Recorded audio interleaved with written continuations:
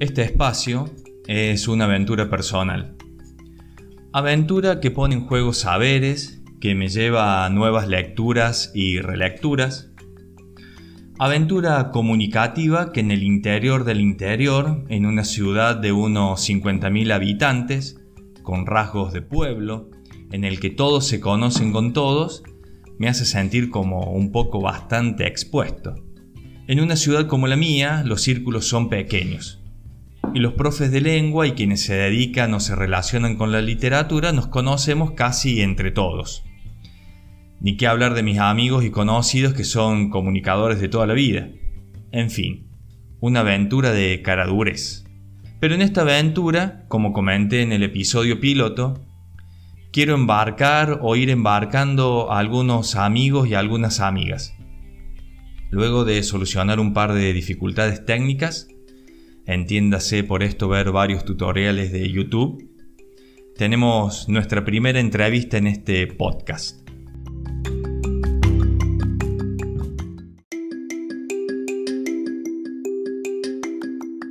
Esto es La Cosa Literaria, un espacio para hablar de literatura.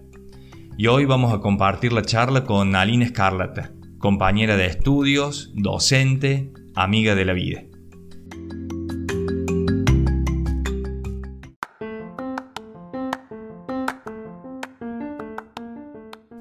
Hola Linita, ¿cómo andas? Hola Per, ¿cómo estamos? ¿Todo bien?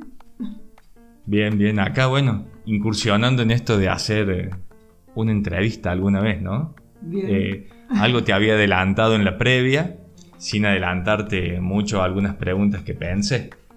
Pero bueno, nos conocemos hace rato y por ahí la situación es un poco más cómoda, para una primera entrevista en mi caso. Sí, me parece lo más óptimo y adecuado para vos, obviamente. No para mí, que soy la primera entrevistada, pero bueno, los nervios están ahí. Bueno, tampoco es tan grande la audiencia, va subiendo de a poco, pero bueno.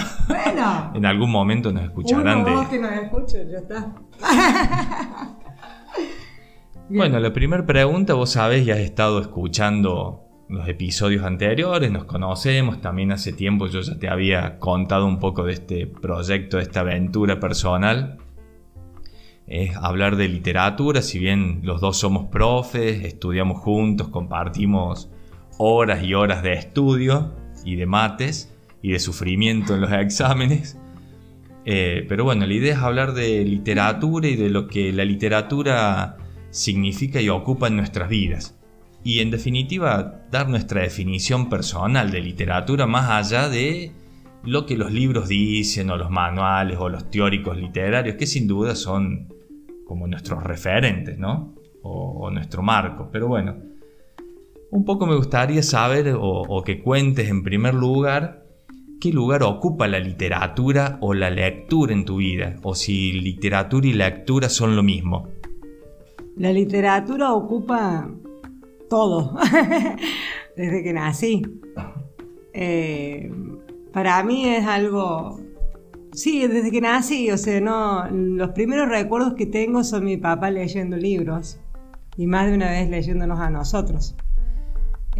Así que para mí es una forma de vida la literatura. Si buscamos una definición personal, ¿qué es la literatura para mí? Más allá de lo que todos sabemos que es un arte, y que es un arte que se ocupa de trabajar sobre el lenguaje que usamos cotidianamente, para mí es una forma de vida. Borges dice algo que a mí me encanta, que es la literatura nos hace felices, entonces no podemos obligar a leer porque no podemos obligar a nadie a ser feliz. Y para mí es eso. Y en mi historia personal, la literatura me llevó a aprender a leer, por ejemplo. Porque yo veía que mi hermano más grande iba a primer grado, entonces aprendí a leer. Entonces mi papá le regalaba libros. Y yo también quería que a mí me regalaran un libro para mí. Entonces me acuerdo que le sequé la cabeza a mi pobre madre para que me enseñara a leer. Y aprendí a leer, no sé, tenía 4 años y medio, cerca de los 5, una cosa así. Y mi primer libro fue, me acuerdo, Mi planta naranja lima, que me lo regaló mi papá. Así que para mí la literatura es un modo de vida. Uno no sé cómo explicarlo, pero cuando uno se sumerge en un libro, ¿no es cierto? Es como meterte en esa aventura en la que, bueno, te transformas en otra persona, digamos. No sos vos mismo, sino que es una aventura. Eso, además de una forma de vida. Una aventura, vivir de aventuras, digamos. Como el podcast este. Una aventura. Bueno, nos contaste un poco también de ese origen de la literatura en tu vida. Uh-huh. ¿Y qué me podés contar de cuando decís la literatura es todo? ¿Qué tipo de literatura? ¿Qué lees? ¿Qué cosas lees? ¿Y qué cosas dejas de lado? ¿Qué cosas leo? Bueno, cuando uno... Sí, también cómo esas lecturas fueron variando. Sí, cuando era niña, bueno, lo que me regalaban y lo que había en la biblioteca de mi papá. Pero hay algo que sí quiero recalcar y creo que eso me lleva hoy a ser lectora asidua de los policiales. Soy amante de lo policial. Mi papá tenía una biblioteca a donde yo, o sea, en la biblioteca había unos estantes muy altos a los que yo no podía acceder. Y en esos estantes estaban los libros que no podíamos leer nosotros. Y recuerdo que yo a la siesta, cuando todo el mundo dormía, me trepaba a los estantes de la biblioteca, se me podría haber caído la biblioteca y todo arriba, y robaba el libro de Edgar Allan Poe, que era el que más me llamaba la atención porque era gordo y grande. Y tenía 9 años yo en ese momento. Y no sé qué habré entendido, la verdad, de esas lecturas, porque la verdad es que no recuerdo qué entendía, pero sé que me apasionaba el robar ese libro o esos libros, que todos tenían esa característica así policíaca, digamos. Y bueno, y hoy por hoy soy una gran lectora de policial. Me encanta el policial, me encanta analizarlo. Sé que es una subliteratura, está considerada como parte de un subgénero, pero a mí me gusta y casi toda mi biblioteca es policial. O sea, básicamente mis lecturas son policiales. Y este lugar que ocupa la literatura en tu vida, que vos decís que es tu forma de vida, ¿es lo que en cierto sentido marca que seas profe de lengua y literatura? Sí, por supuesto. Sí. Sí. No hay otra manera de pensarlo. Cuando uno lleva la literatura al aula, bueno, hay alguien también que dice algo así como que sigo intentando. O sea, por más que fracaso, no importa. El otro día vuelvo a llevar la literatura al aula hasta que en algún momento algo va a quedar. A mí me gusta mucho llevar la literatura y plantearse a los chicos como, bueno, vamos a leer esto, a ver qué pasa. Después sí vienen actividades, bueno, lo que nosotros sabemos, ¿no? Que uno tiene que enseñar y dar. Pero en realidad me gusta como que el cuento surte efecto por sí solo, digamos. A ver qué emoción provoca en el otro, si gusta o si no gusta. Como dije antes, soy muy fanática del policial, entonces cuando me toca dar policial me encanta, ¿eh? Y normalmente los chicos ven esa pasión en mí, digamos, y hasta me lo dicen, profe, no se fanatice tanto.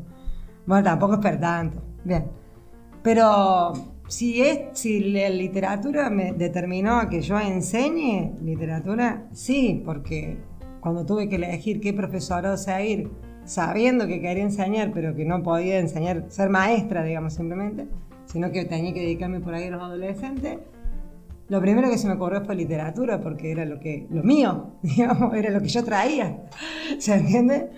Entonces, bueno, fue una conjunción ahí, ¿no? Mi deseo de enseñar, por un lado, y mi deseo de leer, como he leído siempre.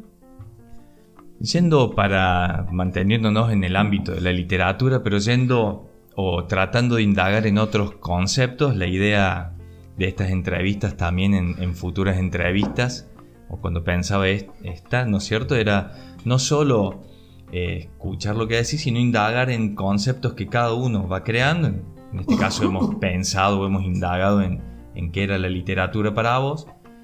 Así me interesa también en próximos entrevistados, ¿no? Pero también me interesa saber si vos pensás que hay una literatura feminista. Y si en cierto sentido podés decir que hay un canon feminista. ¿Cuál sería tu mirada sobre eso? Sí, hay escritoras que se enmarcan, digamos, ¿no? Como dentro de la literatura feminista. Me parece que es como como un logro, digamos, de toda esta conquista de derechos que estamos teniendo las mujeres. Pero me parece que si vamos a hablar de una literatura feminista, tendremos que ir mucho más atrás en el tiempo y poner escritoras, qué sé yo, como pienso en Luisa M. Alcott, que escribe a contramano y la mina pierde para ese momento social, ¿no es cierto?, desarrollarse como mujer. O pienso en Mary Shelley. Shelley es la de Frankenstein, que primero tiene que dedicarse a escribir como anónimo y después, cuando su obra es reconocida, recién puede darse a conocer. Entonces, digo, si vamos a hablar de una literatura feminista, tendríamos que arrancar de mucho tiempo atrás, no sé si se me entiende. Y después yo creo mucho, más que en la literatura feminista o en un canon feminista, creo en la mirada del lector. Creo que si uno empieza a leer cualquier obra que exista, uno empieza a leerla como con una mirada de género, digamos, ¿me entendés? A ver, viendo cómo tratan a la mujer, a ver esta obra qué onda. Entonces tendríamos una literatura y feminismo, o literatura del feminismo, ¿se entiende? O sea, pero yo creo que toda la literatura habla del feminismo. No sé si se entiende el concepto. Hay un canon, sí, porque de hecho existe, ¿no? Hay escritores que se enmarcan en ese canon. Pero no sé si lo dejaría ahí, digamos, ¿entendés? Yo creo que correría la frontera. Me parece que hay muchas escritoras que preceden a estas escritoras que han marcado ya una tendencia. Si pensamos en Omano Ocampo, ¿no? O en Alfonsina Storni. O las hermanas Bronte. O sea, tenemos muchos ejemplos previos para hablar de un canon feminista, digamos. ¿Se entiende? No sé si Sí, esperemos que sí. Y si no, serán los oyentes los que entiendan lo que quieran, digamos.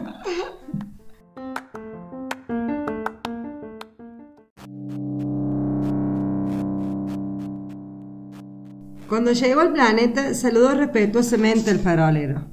Buenos días. ¿Por qué acabas de apagar tu farol? Es la consigna, respondió el farolero. Buenos días. ¿Y qué es la consigna? Apagar mi farol. Buenas noches. Y encendió el farol. ¿Y por qué acabas de volver a encenderlo? Es la consigna. No lo comprendo, dijo el Principito. No hay nada que comprender, dijo el farolero. La consigna es la consigna. Buenos días. Y apagó su farol. Luego se enjugó la frente con un pañuelo de cuadros rojos. Mi trabajo es algo terrible. En otros tiempos era razonable. Apagaba el farol por la mañana y lo encendía por la tarde. Tenía el resto del día para reposar y el resto de la noche para dormir. Lectura El Principito, capítulo 14, Anthony de Saint-Exupéry.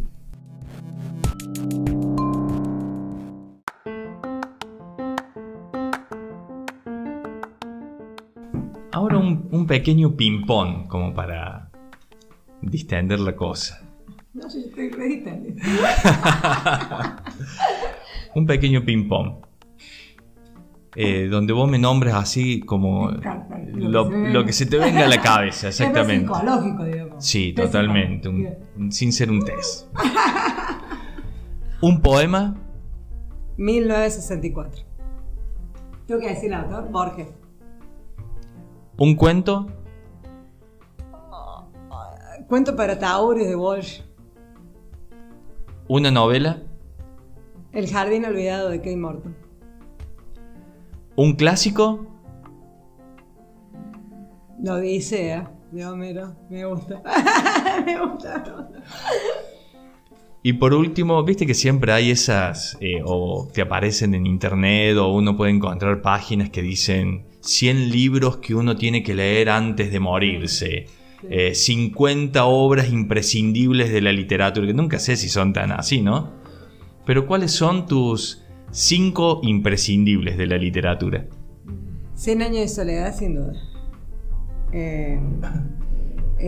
Bueno, Mi planta naranja lima porque es una cuestión emocional, digamos. No lo recomendaría, digamos, pero es una cuestión así puramente y netamente emocional. Después, Las horas distantes de Kate Morton. ¿Cuál otro? El psicoanalista de Katzenbach. Y algún cuento de... Tiene que ser así novela. No. 5 imprescindibles. Imprescindibles. 5 esos que vos decís, no pueden faltar, no te podés morir sin leerlos. Claro. Sí, Corazón delator.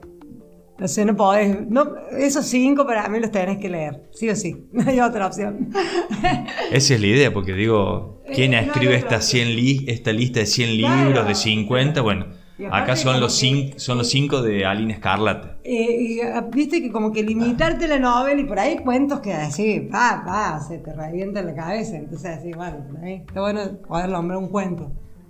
Sí, por eso traté también el ping-pong eso, de que no pasáramos por varios géneros o tipologías. Te falta la obra de teatro. Sí, pero como no me gusta tanto leerla, no la enmarco. Yo no recomendaría de Borges, por ejemplo. Yo de Borges hablaría poco, pero bueno. Bueno, a mí me gusta que 1964. Son cosas que, bueno.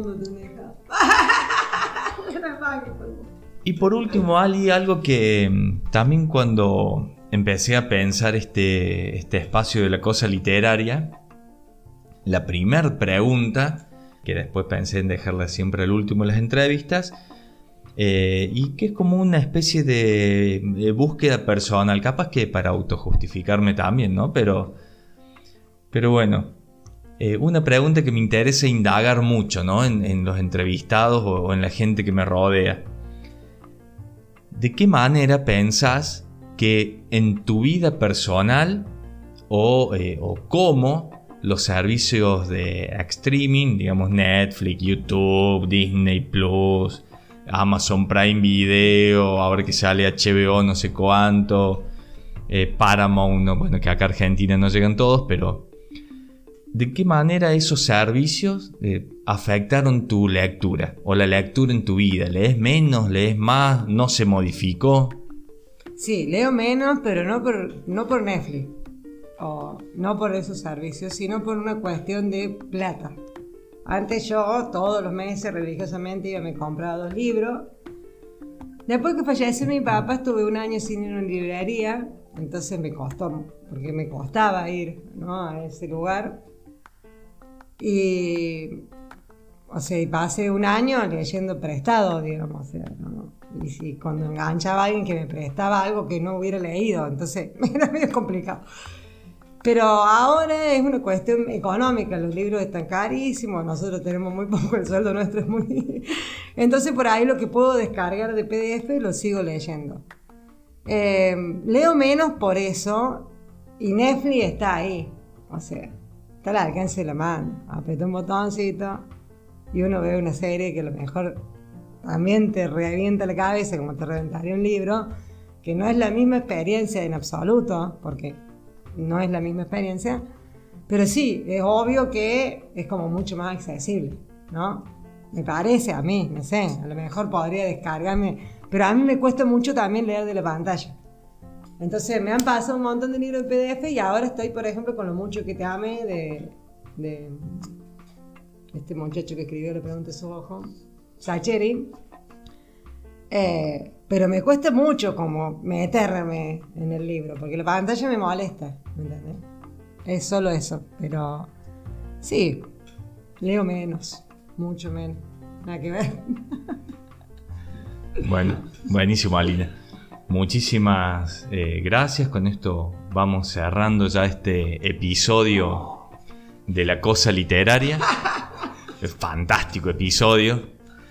Y bueno, te doy las gracias una vez más por darme el espacio, por responder estas preguntontas capaz, pero bueno, está bueno también compartir un poco y que a veces otras cosas, aparte de las que uno puede enseñar en el aula, salgan hacia afuera. Así que espero que te hayas sentido cómoda y muchísimas gracias. No, muchas gracias a vos, Fer, por ser la primera en esta experiencia. Y bueno, nada, decirles que... No será la última tampoco. No, por supuesto. Y decirles que bueno, que préndanse La Cosa Literaria, que está bueno. Bueno, gracias.